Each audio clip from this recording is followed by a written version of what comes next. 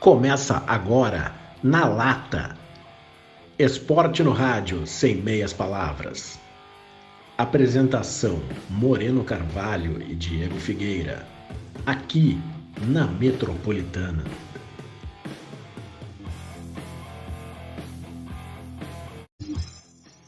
Boa noite, ouvintes da Metropolitana FM 93.3. Boa noite a quem nos acompanha pelo facebook.com/Rádio Metropolitana RS. E saudações a quem assiste a gravação deste programa no Facebook ou no YouTube.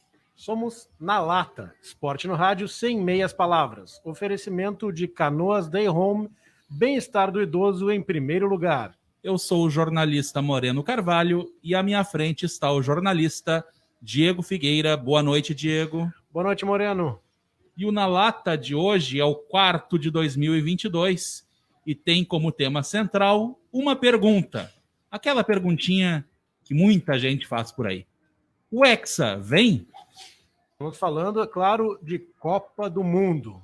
Hoje vamos debater as chances do Brasil e de demais seleções no evento que, excepcionalmente, este ano ocorrerá em novembro no Catar. Até o momento, né, Diego, só 13 das 32 seleções que disputarão o Mundial estão confirmadas no Catar. A primeira é o próprio país sede, que entra como cabeça de chave no Grupo A. E aqui no programa hoje, Diego, a gente vai... Até a gente, na hora de escolher a pauta, né, achou importante colocar a Copa do Mundo, porque nesse momento de início de temporada ninguém está muito ligado na Copa, exatamente pelo fato de que ela vai começar num mês diferente, vai começar lá no meio de novembro e vai percorrer ainda dezembro. Mas a gente está no ano do Mundial e parece que tá tão longe, né, Diego? Mas a Copa é logo ali, né? Não é que nem diria o Vanucci, né? Saudoso Fernando Vanucci. Que a África que era logo ali, mas a gente vai hoje comentar aqui com os ouvintes como está a situação, né, por continente, iniciando aqui pelas eliminatórias sul-americanas que tem rodada nesse meio de semana. Tem na quinta-feira a rodada, são 4, podem ser 5 vagas via eliminatórias da América do Sul. Já temos classificados o Brasil e a Argentina. Ainda temos na briga 7 equipes: Equador, Colômbia, Peru, Chile, Uruguai, Bolívia e Venezuela, pela ordem de classificação. Todos, né? Então, todos vivos nas eliminatórias sul-americanas, por incrível que pareça. Até a Venezuela, que aparece na última colocação com apenas 7 pontos. Mas como ainda temos 4 rodadas, 12 pontos a disputar, a Venezuela ainda tem uma chance remotíssima. Talvez na sexta-feira, se não vencer a Bolívia, já era. Né? Já esteja fora. Mas tirando a Venezuela, Diego, que se vê aqui, é uma briga de foice no escuro. Quem está em melhor situação é justamente o adversário do Brasil na quinta-feira, no estádio Casablanca, o estádio da LDU, né? O Equador, que recebe o Brasil, quinta-feira, às 18 horas, o Equador tem já 14 partidas disputadas, lembrando que todos têm 14 jogos, com exceção menos Argentina e Brasil, por causa daquele imbróglio que aconteceu aqui. Questão da vacina, né? E justamente são as seleções que menos importam no momento, porque elas já estão classificadas, as únicas 2 classificadas da Copa do Mundo. Brasil, líder, 35 pontos, Argentina, vice-líder, 29. No entanto, Diego, tu falava do Equador e enquanto tu falava da seleção equatoriana, eu dava uma olhadinha na tabela. O Equador vem em terceiro lugar ali com 23 pontos. O grande problema do Equador é que ele tem a tabela mais difícil entre esses todos que vão jogar. Ele pega na sua casa justamente Brasil e Argentina, e fora de casa ele pega o Peru e o Paraguai, que são seleções que ainda estão vivas na briga pelo G5, pelo menos pela quinta vaga das eliminatórias sul-americanas. Mas ele tem 6 pontos a mais, o que também, para ele, e muitas vitórias a mais, né, Diego? 7 contra 3 dos adversários. Teoricamente seriam os 6 pontos que ele normalmente deixaria para Brasil e Argentina, né? Mas é muito difícil o Equador não conseguir pelo menos a 5ª vaga. Dá quase para cravar já o Equador. Empatezinho com o Brasil talvez já seja um bom resultado, né? Encaminha muito essa vaga, né? Porque a gente tem a Colômbia ali em 4º lugar com 17 pontos, mas surpreendentes 3 vitórias, Diego. São 3 vitórias em 14 jogos. Seria uma campanha de rebaixamento aqui no Campeonato Brasileiro, hein, Diego? Me arrisco a dizer. 3 vitórias em 14 jogos. 40,5% de aproveitamento. E tá ali na 4ª colocação, para tu ver como é difícil não ir à Copa, né? É um time que há 4 jogos não vence, né? E tem como próximos adversários, recebe o Peru na sexta-feira em Barranquilha. A Colômbia depois sai para pegar a Argentina no Monumental.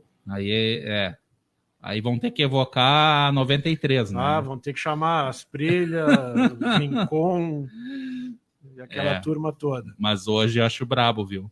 Acho depois difícil. pega a Bolívia, que é o jogo que dá para cravar a vitória da Colômbia. Em casa, né? Jogando em casa. E aí fecha a participação fora contra a Venezuela, provavelmente já eliminada.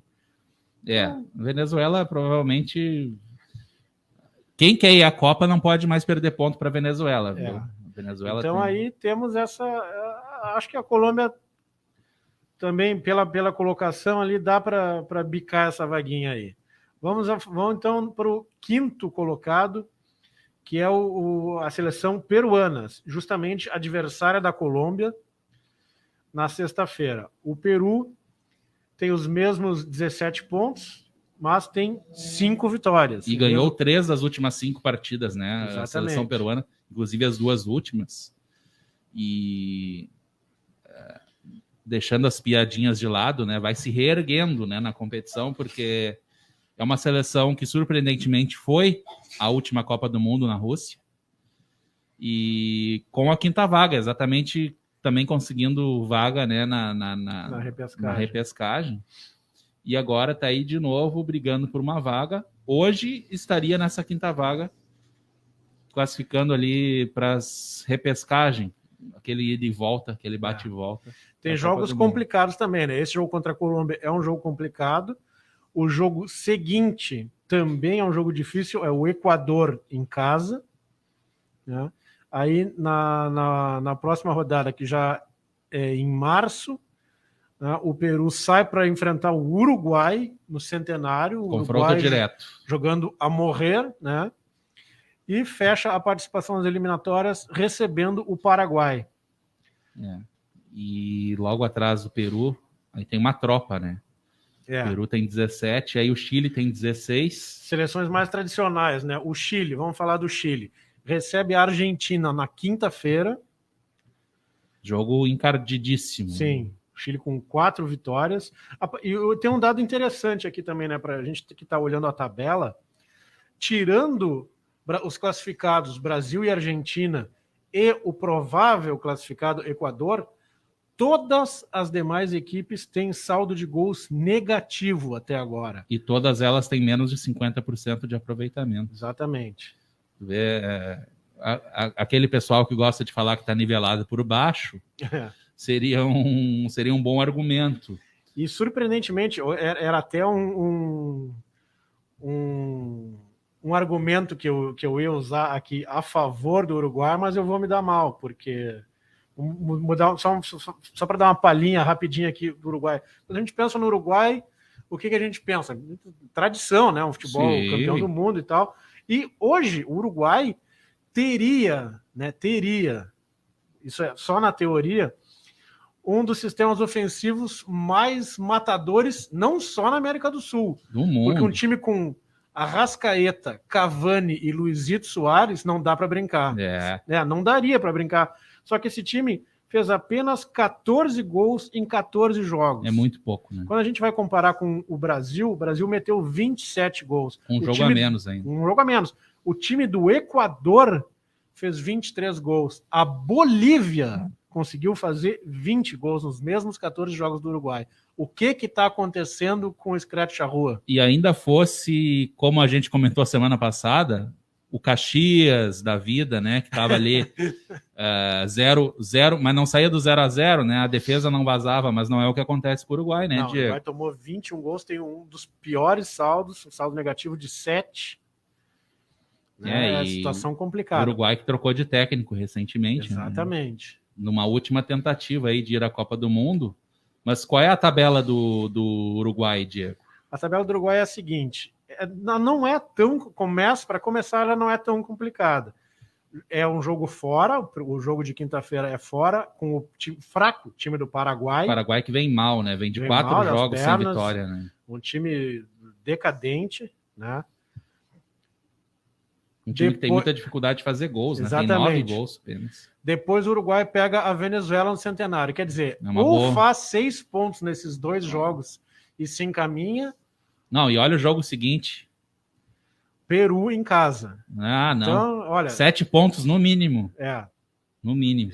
E eu acho que faz, viu? Eu diria que tem que pensar já nos 9, porque assim, ó. Porque depois ele encerra numa dessas pega uma repescagem aí, né? E depois o Chile, que é um jogo encardido. E é confronto direto também. Não, tem que ganhar. O Uruguai tá com uma tabela boa pela frente. Pode fazer tranquilamente, né? Na teoria, 9 pontos em 12, ficaria com 25. Certamente pegaria no mínimo a 4ª colocação. Exatamente. No mínimo. Mas a gente estava falando do Chile, né? Antes. O Chile é complicada a situação dele. O Chile tem a mesma campanha do Uruguai, né? Mas recebe a Argentina. Depois vai enfrentar a Bolívia, que jogo na altitude é sempre complicado, embora o Chile também não seja um time desacostumado a jogar em lugares altos. Vem jogar contra o Brasil e fecha a participação justamente recebendo o Uruguai no que pode ser um jogo de confronto direto. Ou pode ser um jogo de compadres, né? Pode ser a gente nunca sabe o que vai acontecer lá na frente. Mas a gente já falou do Uruguai e do Chile, então são 2 equipes com 16 pontos. E aí a Bolívia fazendo gracinha, né, Diego? Bolívia fazendo gracinha. E pode fazer muita gracinha, porque pega a Venezuela, a lanterna, mesmo que seja fora de casa. Tem que ganhar. Né? A tendência é uma vitória. Bolívia que não vai à Copa desde 94. É uma vitória da Bolívia. A Bolívia tem mais que o dobro dos pontos da Venezuela, tem o dobro de vitórias. 15 pontos a Bolívia. Né? Depois, aí sim, recebe o Chile, jogo complicado. Mas na altitude tem. Na altitude. Ele 1-0, gol do meio da rua, né? Aí vai jogar na Colômbia, ainda sem o jogo ainda sem o local definido. Aí perde. E aí depois encerra contra o Brasil. Então, assim, ó, se tivesse que cravar, vamos colocar os 5 aqui. Eu coloco Brasil, Argentina, Equador, Colômbia e Uruguai. Fecha contigo nessa, viu? Fecha contigo. Muito aí, difícil. Aí, Colômbia e Uruguai, eles que se entendam aí. Para quem vai ficar em quinto, quem né? é que vai para a repescagem, né? Porque realmente a tabela favorece muito essas equipes, especialmente o Uruguai. O Chile já tem uma tabela bem mais complicada que o Uruguai. E eu tô contigo nessa. Mas vamos repassar então a rodada da próxima quinta-feira, Diego? Tu vai um, eu vou o outro. Começa na quinta-feira, 18 horas, no Casablanca, Equador e Brasil. Também quinta-feira, 20 horas, no La Olla, ou Odia, o espanhol lá da Europa, né? Paraguai e Uruguai. Quinta-feira, no Municipal de Calama. Olha Chile lá. E Argentina, 21h15. Chile levou para o deserto o jogo. O Chile não está brincando. Em termos de logística, está fazendo tudo o que pode para dificultar a vida dos adversários. Na sexta-feira, no dia seguinte, no Metropolitano de Barranquilla, na Colômbia, a seleção local enfrenta o Peru às 18 horas num confronto diretaço. E no jogo mais desinteressante, até em termos futebolísticos, o equivalente à boa pelada da praia, em La Carolina, Venezuela e Bolívia, sexta-feira, 19 horas. Vou te dizer que a Venezuela vai encher o saco da Bolívia, hein? Eu acho que sim. Bom, se encher o saco da Bolívia, aí morrem abraçados. Aí -1, né? Bom, saindo da América do Sul, né? Então a gente vai para o continente que tem mais vagas. A Europa tem 13 vagas garantidas na Copa do Mundo e tem um pessoal que já está lá, né, Diego? Sim, tem 10 classificados.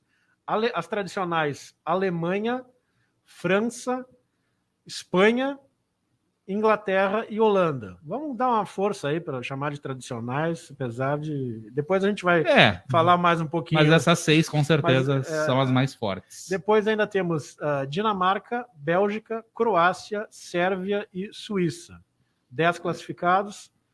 Croácia vice-campeão mundial e França campeão mundial, né? Vale lembrar. Inglaterra, que teve na semifinal também. Né? Sim. E o negócio na Europa é o seguinte, é o popular pega para capar. Vai ser muito encardido. Os jogos são em março, né? E pela primeira vez, né, Diego, a repescagem tem 2 confrontos. Então não basta tu passar por um adversário, tu vai ter que passar por 2. Depois porque eles fizeram um esquema diferente. Eles pegaram os segundos colocados de cada grupo. O primeiro se classificou diretamente, são 10 grupos. Uhum. E também pegou aquele pessoal da Liga das Nações, que muita gente não dava nada, mas os primeiros colocados, os melhores colocados da Liga das Nações, que não se classificaram via eliminatórias, também garantiram uma vaguinha na repescagem. Sim. Então, por exemplo, Diego, antes da gente ler os confrontos, vale ressaltar que ou Itália ou Portugal ficarão fora. Da Copa um do deles... Mundo. Pode ser que os 2 fiquem fora, mas no mínimo um deles, porque o chaveamento deu que eles vão se enfrentar caso vençam os seus adversários. Mas vamos começar aí. Estamos falando simplesmente da campeã da Eurocopa. Exatamente. Campeã da Eurocopa pode não ir para o Catar. Ou o Cristiano Ronaldo. Um dos melhores jogadores do mundo, né? Pode ver pela televisão, o que seria aí sim... seria o último mundial dele. Exatamente, se ele não for... Não vai agora, não vai mais. Quer dizer, vai como turista, né? Vamos então ler aí os 6 confrontos, Diego. Vamos lá. A primeira chave coloca frente a frente, todos os jogos são em março, né? No mesmo dia, no dia 24. Ida e volta. Jogos de ida e volta. Começando, a chave 1 tem Escócia e Ucrânia. O jogo é na Escócia. O vencedor desse confronto... Vamos só uma passadinha em Escócia e Ucrânia. Vamos lá. Escócia, alguns jogadores da Premier League que se destacam, como o Robertson do Liverpool. Lateral. E então eu cravaria a Escócia aqui, Diego. Não sei, a Ucrânia, acho que desde o Shevchenko não tem um jogador que se destaque mundialmente, né? Tem alguns jogadores ali no Shakhtar, mas tem mais brasileiro do que ucraniano, né? Sim.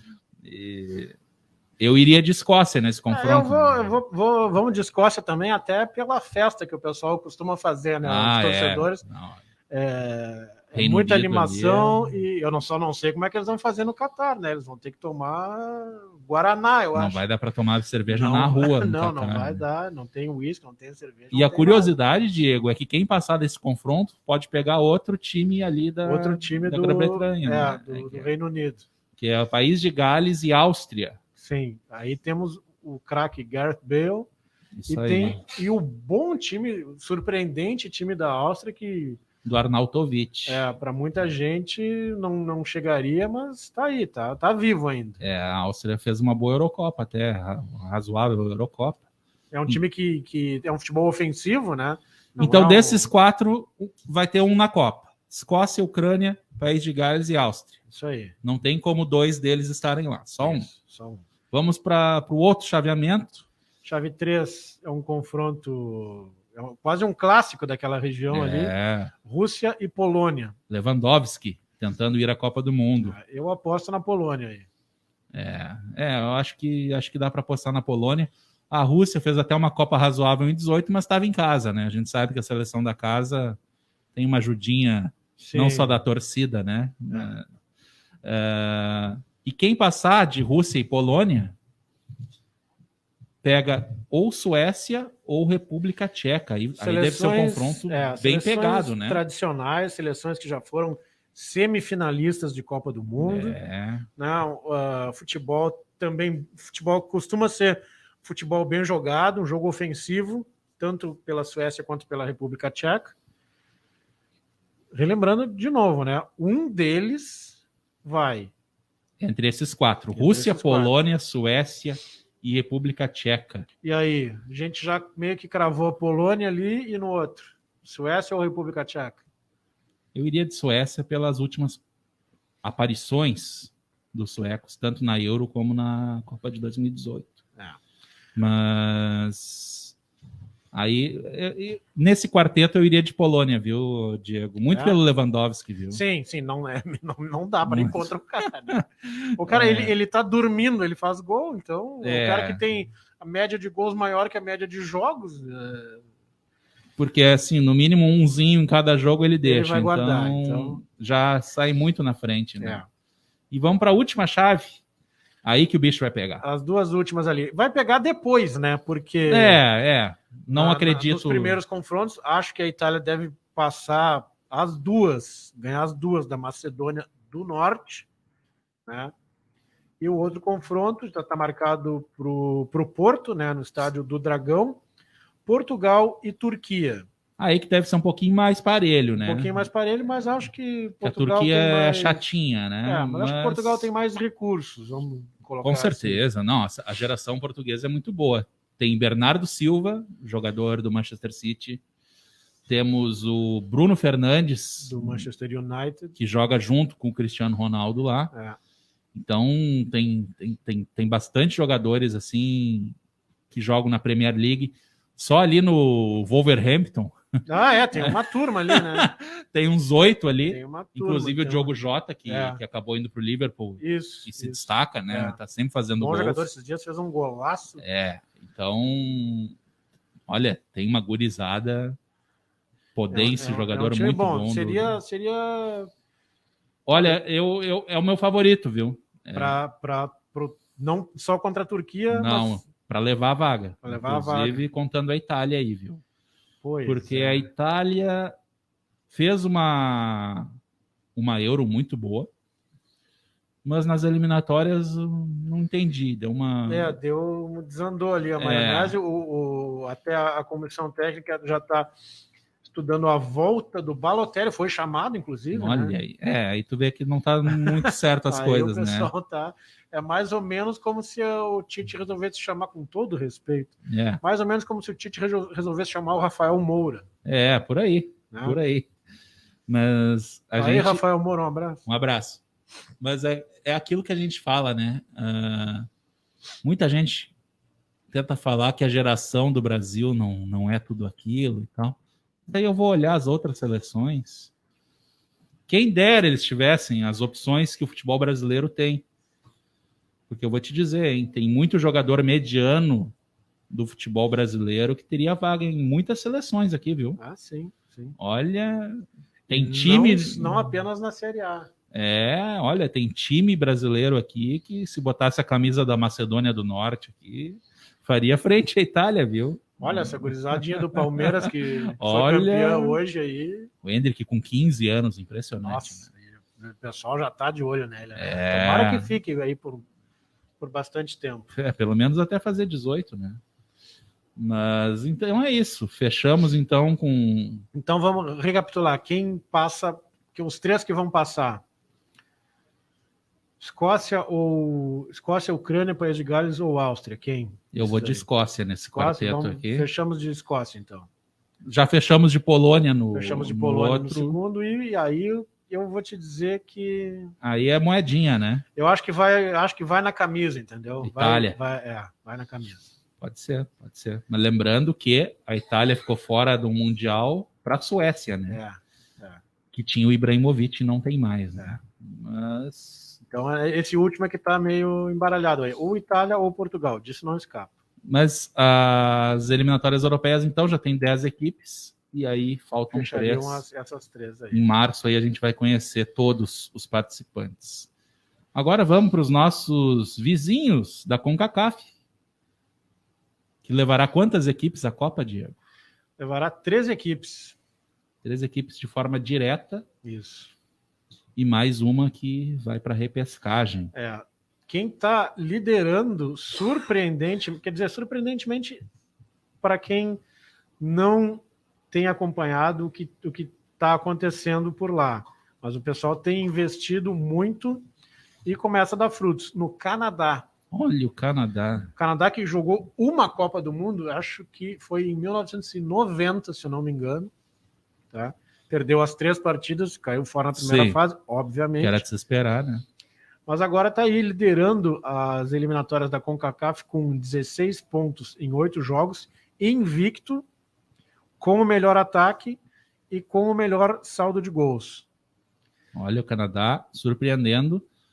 As eliminatórias onde o México costuma ser Costuma dar as cartas ali, né? O favorito, né? Mas o México, por enquanto, está na 3ª colocação. Está pegando a última vaga ali na rabeta. Porque o Canadá tem 16, né? Eu te disse.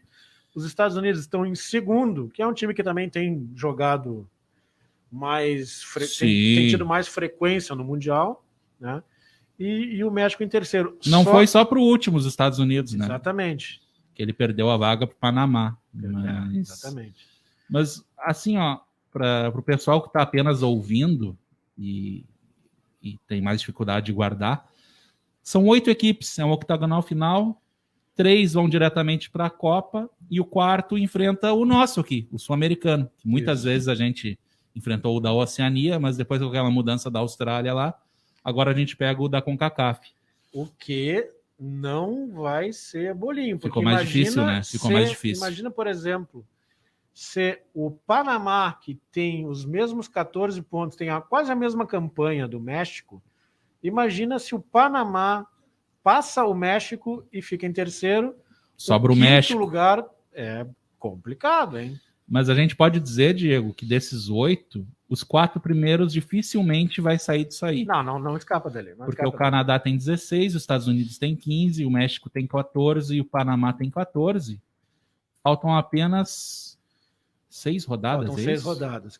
Isso vai ser definido no dia 30 de março, é a última rodada. Tá? A próxima, que é a 9ª, vai ser disputada nessa quinta-feira. Os jogos são Jamaica e México. A Jamaica está em 6º lugar, tem metade dos pontos do Panamá, que é o 4º, que está ali na repescagem. Não deve ser problema para o México, né? O outro jogo é Honduras e Canadá, que o Canadá, embora o jogo seja fora, o Canadá deve ganhar, líder contra a lanterna, né? Deve ganhar e encaminhar. Não ainda de forma definitiva, porque não abriria tantos pontos assim. O outro jogo é o último cartucho da Costa Rica contra o Panamá. Costa Rica, 5ª colocada. Joga em casa, se ganhar vai a 12 pontos, fica ali... Dá uma encostadinha. Tem uma sobrevida. E o último jogo também é de se esperar uma vitória americana. Os Estados Unidos recebem o time salvadorenho, El Salvador, que é o penúltimo colocado com apenas 6 pontos, ganhou apenas uma partida. Não dá para negociar. Não tem conversa, né? Estados Unidos, Canadá e México, de dizer que devem ser os 3 classificados à Copa. E aí o Panamá ali na 4ª colocação, mas está muito perto, né? Inclusive o Panamá pode se tornar líder na próxima rodada, dependendo de resultados paralelos. O Panamá que é o responsável pela única derrota dos Estados Unidos nessa eliminatória. Então, é uma briga direta e que deve ir até as últimas rodadas, né? E podemos dizer que é uma das eliminatórias mais emocionantes, essa da CONCACAF, porque são apenas 8 equipes, mas normalmente 4 ou 5 chegam vivas ali na última rodada. A gente prevê assim 2 jogos muito, muito encardidos nas próximas rodadas. Na 12ª, em 24 de março, México e Estados Unidos, na Cidade do México. Aí é rivalidade pura, né? E depois o outro jogo, que é Estados Unidos e Panamá, no domingo 27. Eu diria que, embora esteja muito parelho aqui, só Estados Unidos e México teriam assim, chances numa Copa do Mundo de passar de fase? Passar de fase. Olha, dependendo de uma Se o Canadá pega uma... Cai no grupo do Catar, vamos dizer. Aí é capaz de passar. Aí pode ser, porque... Tem que dar sorte no sorteio, né? Tem que pegar um sorteio bom. Pegar, assim, um Catar, uma Áustria da vida. Porque como o país sede é cabeça de chave, acaba ficando um grupo mais fraco. Grupo mais fraco, sempre... O grupo A deve ser o grupo mais fraco da Copa do Mundo. Mas vamos avançar, vamos lá para a Ásia. E tem uma curiosidade, né, Diego? Não é só times asiáticos que disputam essa eliminatória. Não são apenas times asiáticos. Tem a Austrália ali no bolo. Que há algum tempo já mudou de confederação, né? E a Austrália sempre é um time que tem chegado sempre às Copas do Mundo, né? Tem também o diferencial de ser um time que fornece jogadores para a Liga Inglesa, com certeza, que é um campeonato bastante disputado, né? E esses caras acabam ganhando experiência internacional, né? E isso soma muito para a seleção, né? Que a Ásia é um futebol que ainda está para se desenvolver. Emergente depois ainda, da semifinal que a Coreia do Sul chegou quando foi sede da Copa, também Sim. não chegou mais. Eu diria assim, para o pessoal entender bem, são 2 grupos de 6 equipes cada. Os 2 primeiros de cada grupo avançam diretamente à Copa do Mundo. Os terceiros se enfrentam para ver quem vai para a repescagem. Isso. Então, é um caminho longo para os terceiros colocados. Mas o grupo A ali, Diego... O grupo A está definido. Definido os classificados praticamente, né? Irã em primeiro, por enquanto, e Coreia do Sul em segundo. A ordem pode mudar. 16 e 14 pontos. Para terem uma ideia, o terceiro colocado, o Emirados Árabes, tem apenas 6 pontos. Uma vitória. E já é o bastante para estar em terceiro, porque os outros times são Líbano, Iraque e Síria. Então vocês imaginam um jogo entre Síria e Líbano. Olha, eu não queria comentar esse jogo, viu, Diego? Tem um jogo curioso que inclusive vai ser amanhã, que é Irã e Iraque, países que já estiveram em conflito, né? Esse jogo vai ser no Irã. O Irã é o líder da sua chave, das eliminatórias, e o Iraque é o penúltimo colocado da chave com 4 pontos. O Irã tem 16, o Iraque tem 4. No outro grupo, o grupo B... a Arábia Saudita vai de braçada no grupo B. Que a coisa pega. A Arábia Saudita tá encaminhada, né? Enfrenta Oman na quarta amanhã, né? E aí praticamente garante uma classificação, se ganhar, uma vitória, dificilmente escapa. E aí a outra vaga fica entre Japão, que recebe a China, e Austrália, que recebe o Lanterna Vietnã, que jogou 6, tomou pau na 6, marcou 4 gols e levou 12. Então, vitória australiana é certa. E aí a Austrália iria para 14 pontos e o Japão provavelmente também deve ganhar da China. Manteria aí a distância de 1 ponto, que isso se estenderia para as próximas rodadas. Tem que ver quando é que eles se enfrentam. Austrália e Japão é na 9ª rodada, dia 23 de março. Aí é que vai decidir quem vai diretamente para a Copa e quem vai enfrentar uma repescagem. Vai ser a penúltima rodada. E eu diria que o classificado do grupo B deve passar pelo classificado do grupo A. Porque vai pegar Emirados Árabes Unidos, Líbano ou Iraque. Então, desses 3 aí. Equipes muito fracas, né? Muito fracas. Se for o Japão ou se for a Austrália... Independente disso. Quem passar, vai passar o rodo. E aí joga mais uma repescagem. Né? E aí joga contra os africanos. Isso. Mas... Os africanos... Aliás, contra a Oceania, né? Que não tem vaga direta. Não. Ela tem uma vaga na repescagem e pode não ter representante na Copa do Mundo. Enfrenta exatamente Então a Austrália, vamos dizer, ela pode pegar um irmão da Oceania ali na... Pode pegar. E depois a gente vai ver quem é. Isso. Primeiro vamos falar da África. A África tem 5 vagas diretas. Aí é barbada de explicar, né? São 5 confrontos. Quem passar, passou. Vai direto para a Copa. Isso aí. Não tem conversa. E tá na fase final, né? Que deu uma parada lá por causa da Copa Africana de Nações. Isso. Então os confrontos ainda não tem nem data ainda. Sem data, tá? Os confrontos são Egito, né? time do Mo Salah, contra Senegal. Do Sadio Mané. Do Sadio Mané. Tem isso, né?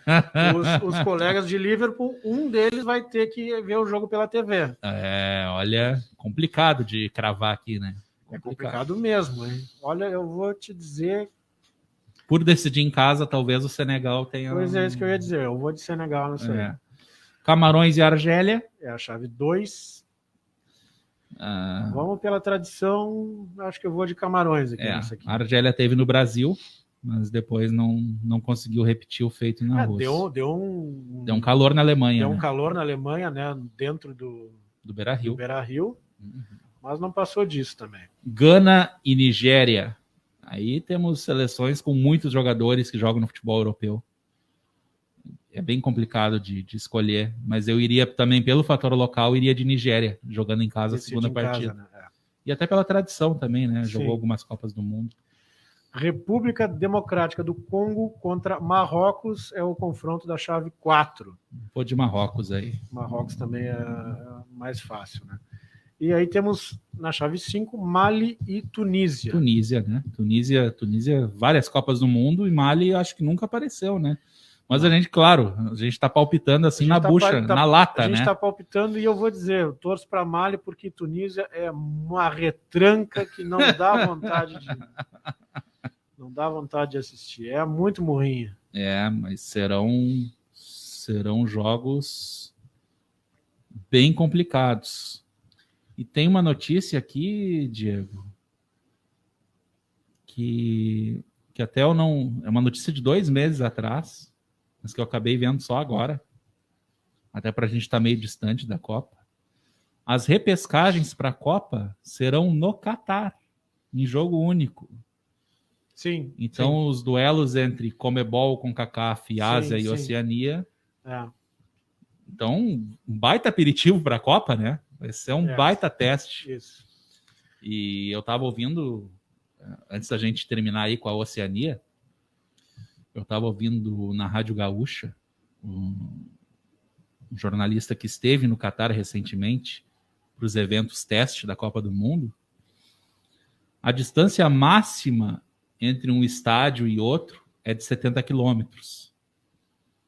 Então, é como ir daqui a... Olha, Rolante acho que não chega a isso. Não chega. Então, é muito perto. Então, vai ser possível, inclusive, ver mais de um jogo no mesmo dia. Sim. Vai sair de um estádio e vai para outro e assistir no mesmo dia. Então, o ineditismo não para aí em começar no final do ano. Também tem esse lance bastante interessante desse raio curtíssimo entre os estádios da Copa. Serão 8 estádios no Catar. A gente vai falar mais sobre Copa do Mundo ainda em programas seguintes. Mas para encerrar o papo de eliminatórias, nós temos a Oceania, que, Diego, nem começou ainda as eliminatórias da Oceania. Começa em março, né? Nossa Senhora, que perigo, hein? Um grande confronto para ver quem vai para a fase de grupos entre Tonga e Ilhas Cook. Na verdade, é até bom que comece em março, né? Porque a gente estava acompanhando o noticiário, Tonga, onde ocorreu o tsunami nessa semana. Uma ilha, né? Uma ilha. Aliás, uma ilha que ela tem uma peculiaridade, né?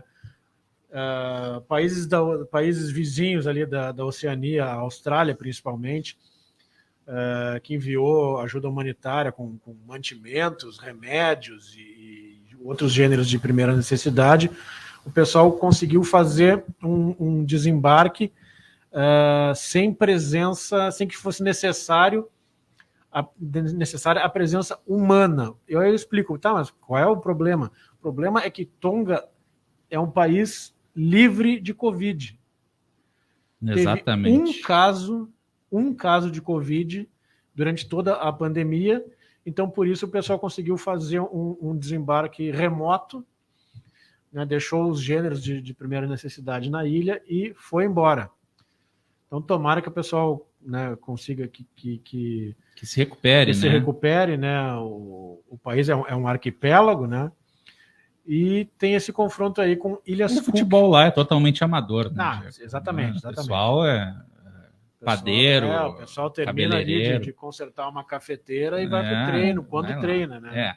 E aí, quem passar desse confronto entra no grupo A, que tem Ilha Salomão, Tahiti e Vanuatu.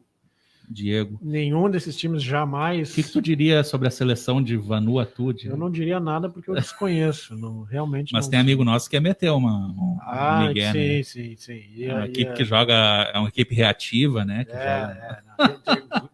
vários amigos poderiam meter esse Miguel. E o grupo B, que já é conhecido, tem Fiji, Nova Caledônia, Nova Zelândia, essa favoritaça. Que é o único país desses que já jogou Copa do Mundo, foi ao Mundial de 1982 na Espanha, tomou um passeio do Brasil 4-0. E ainda o grupo tem a gloriosa Papua Nova Guiné.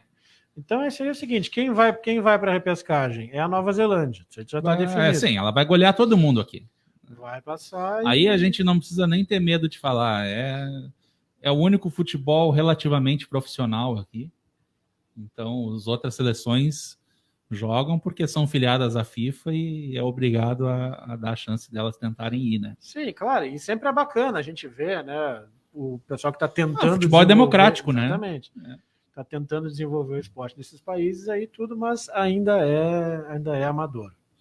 Diego, então, já que a gente passou por todas as seleções, vamos de merchan? A Canoas Day Home, empresa consolidada na área da gerontologia e que formou mais de 200 cuidadores de idosos nos últimos anos, tem mais uma novidade a caminho. É a Longeva, revista produzida pela equipe da Canoas Day Home e que traz reportagens e artigos que interessam não apenas ao público idoso, mas a todos que convivem com eles e desejam ter uma experiência melhor. Com diagramação inovadora e que facilita a leitura, Longeva chega para marcar mais uma etapa de sucesso da Canoas Day Home, que em breve inaugura sua multiclínica do idoso no Hub da Saúde Max Plaza.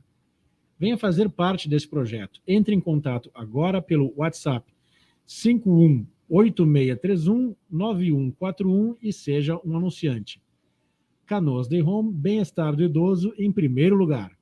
Tá aí o nosso anúncio da Canoas Day Home, que em março já terá também mais um curso de cuidador de idosos e no próximo programa certamente a gente vai atualizar o pessoal sobre mais um curso dos nossos amigos da Canoas Day Home, que já formou mais de 200 cuidadores em Canoas e região.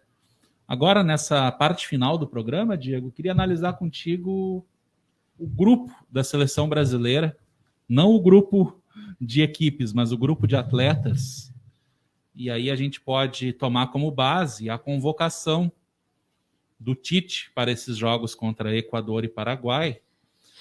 E aí, acho que de uma forma bem prática, eu vou ler aqui os nomes, e aí a gente tenta entrar num consenso de quem já está garantido na Copa e quem ainda está correndo risco de ficar fora. Os goleiros, aí eu já me antecipo e digo que não tem como mudar, a não ser que haja alguma lesão, viu, Diego? Exatamente, só por lesão, Alisson, Ederson e o Everton estão garantidos na Copa do Mundo. Exatamente, não tem o que discutir. Eu acho que nunca houve uma certeza tão grande quanto a quem são realmente os 3 melhores goleiros brasileiros. Aí tu pode não gostar do Alisson porque tu é gremista ou porque ou algum outro motivo, mas não dá para dizer que ele... porque goleiro barbudo não pode. Mas não dá para discutir a qualidade dele. Eu acho que o que se discute aí nesses 3, o que se pode discutir é quem vai ser o titular. Ah, com certeza. Eu ainda acho que é o Alisson. Porque o Ederson vem de temporadas muito boas no Manchester City, né? Sim, sim. E eu acredito que o Tite deixe essa com o Tafarel, viu, Diego? Não vai... também. Ele vai deixar esse pepino no colo do Tafarel. E o Everton, né? Bicampeão da Libertadores consecutivo com o Palmeiras. Também goleiro. Também chega com essa credencial aí. Essa aí realmente não dá para... Não tem como decidir agora. Assim. E vai jogar o Mundial com o Palmeiras tentando o título inédito. E com boas chances, eu diria. Hein? Laterais, Diego, aí eu acho que mora uma dúvida, porque nós temos o Emerson Royal do Tottenham e o outro convocado foi uma surpresa, foi o Daniel Alves, que voltou ao Barcelona. Interminável Daniel Alves. Já está quase com 40 anos, se eu não me engano. Mas tem a confiança do treinador, é um jogador experiente, acredito eu que ele não seja titular, até pela vitalidade do Emerson Royal, que está voando lá no Tottenham. Mas eu não sei, não. O Danilo talvez ainda seja uma possibilidade, né? Que teve na última Copa do Mundo. Também eu acho que ele chamou o Emerson pela possibilidade mesmo de observar mais de perto. Né?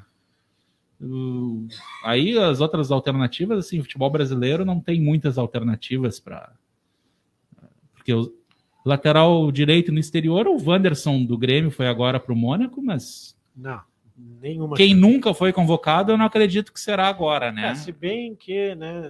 Bom, deixa pra lá. Se tratando do pessoal que sai daqui do Sul, sempre arranja uma convocação. Pois é, né? Mas eu acho que agora amiga, tá muito perto. Acho que não vai rolar. Mas é bem possível que seja Emerson e Daniel Alves mesmo, os convocados para a Copa do Mundo. E do lado esquerdo, Alexandro da Juventus e o Alex Telles do Manchester United. Vou te dizer assim, ó. Pela qualidade dos nossos laterais, Diego, ou pela falta de, eu jogaria com 3 zagueiros e 5 no meio campo e não jogaria com laterais. Viu? É uma oportunidade, porque não tem mais um cara em conta. Aliás, cabe uma pergunta aqui, então. Acabou-se, né, a era Marcelo na seleção, né? Pelo visto, sim, né? Não foi convocado. Não foi convocado, não vem jogando, não vem sendo titular no Real Madrid, pode estar de saída do Real ou não, isso ainda se discute. Sempre tem o empresário querendo cavar o Marcelo no Botafogo, no Fluminense. E outra, né, Diego, um detalhe importante nisso que você está falando. Agora me fugiu completamente o nome do lateral do Atlético Paranaense que foi jogar no Atlético de Madrid. Lodi? Renan Lodi. Ele foi convocado, e aí foi cortado por não ter apresentado o passaporte vacinal. É verdade. E aí marcou bobeira, seu Renan.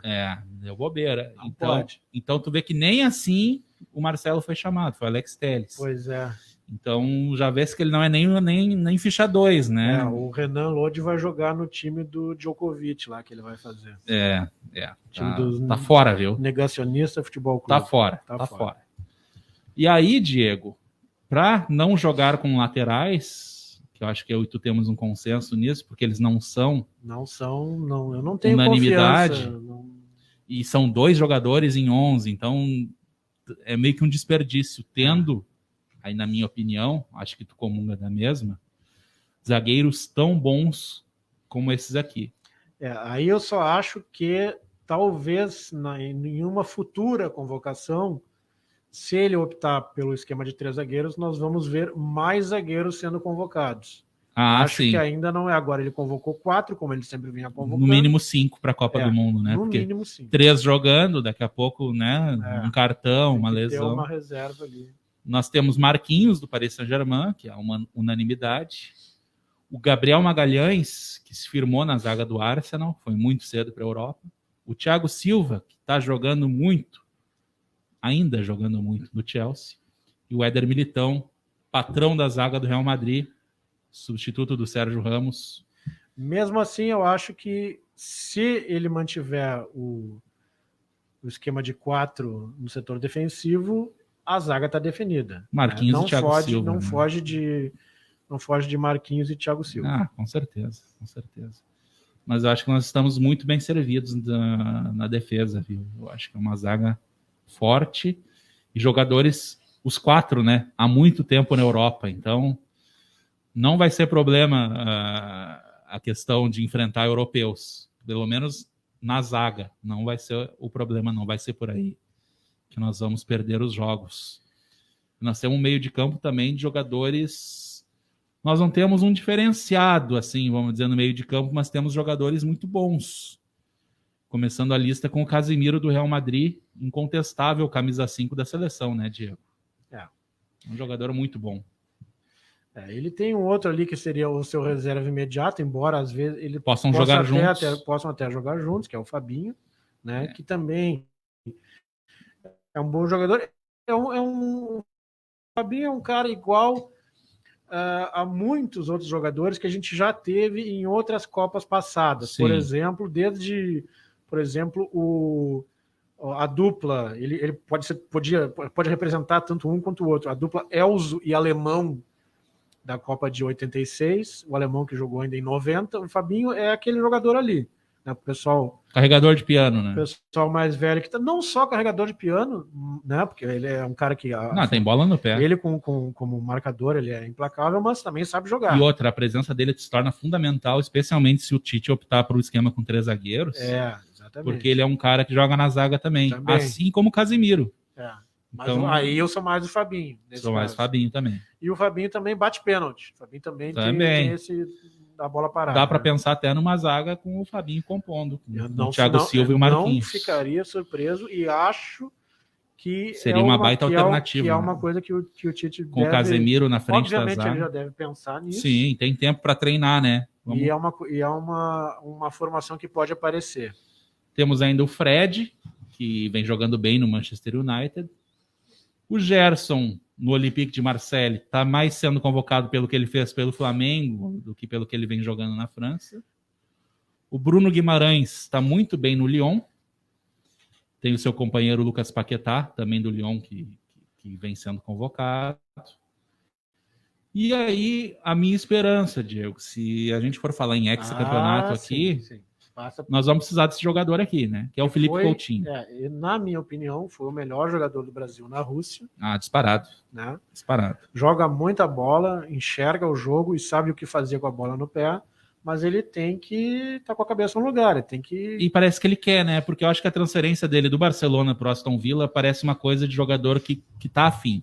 Sim, é um cara que ele quer jogar bola. Ele quer jogar bola e ele sabe que para jogar bola em alto nível... Sem discutir história de Barcelona e Aston Villa, mas ele deu um passo para trás, vamos dizer assim. Ele foi para um time que não tem chance alguma de título, mas pensando muito na carreira dele, pensando em ser protagonista. Mas eu acho que passo para trás pode parecer em relação ao que tu falasse, ao time, ao histórico, à camisa. Mas também a gente pode dizer que o sujeito que vai jogar, por exemplo, como Bruno Guimarães, Lucas Paquetá, Gerson... Na França. Também dá um passo atrás, né? Porque, por favor, vamos combinar. Esses times, se fossem jogar aqui no Brasil, olha, era para cair para a Série B. Não ciscariam aqui. Olha. Mas pensando nesse 3-5-2 que a gente tá chutando aqui, quem comporia esse meio de campo com o Casemiro, que para mim é incontestável, camisa 5? Talvez Fred, Felipe Coutinho... Eu acho que Bruno Guimarães. Esses cinco dele teria Casemiro, Fred, o Paquetá, o Felipe Coutinho e o Gerson. Aí, onde vai escalar cada um, aí é com ele, né? Porque daí nós temos os atacantes. Eu acho que o Felipe Coutinho central, né? Paquetá e Gerson abertos. E aí a gente tem atacantes aí. O atacante tem de monte, né? O Rafinha, que vem sendo titular do Tite, que joga com o Bielsa lá no Leeds United. Muito bom jogador. Porto Alegrense. Tem o Antony. E aí o Antony é um dos que vai brigar para ficar na lista, porque no grupo, o Neymar não tá nessa lista aqui. Exatamente. Mas vai substituir alguém. E a gente sabe que ele vai. Ele vai. Então tem o Rodrigo, que para mim briga com o Antony. Rodrigo do Real Madrid. O Everton Ribeiro também. Eu acho que o Everton Ribeiro fica. Porque até nessa lista ele tá como atacante. Eu acho que ele fica no Brasil, sabe? Eu acho que tá demais pra bola dele, sinceramente. Acho que, olha, vou dizer uma coisa aqui. Tem uns 3 aqui que, olha, tá demais pra bola Temos dele. Gabriel Jesus, que deve ir pra Copa, por ser centroavante. Gabigol, esse aí corre risco. Porque o Matheus Cunha tá voando. É um jogador que foi muito bem na Europa, na Alemanha pelo Red Bull e agora no Atlético de Madrid. É um camisa 9 de ofício. E temos o único incontestável da lista, que é o Vinícius Júnior. Esse tem que jogar. Esse tem que ser titular. Para mim, Vinícius Júnior, Neymar e Rafinha. Ou eu ficaria só com o Vini e o Neymar na frente, e aí comporia o meio-campo. Com 5. Mas a gente fica de comentar mais sobre isso numa próxima edição do Na Lata, que já está encerrando. O Na Lata que é para quem, Diego? Canoas Day Home, bem-estar do idoso em primeiro lugar. A gente agradece a audiência de todos. Lembrando que voltamos terça-feira que vem, 20 horas, aqui na Metropolitana FM 93.3. Boa noite. Boa noite.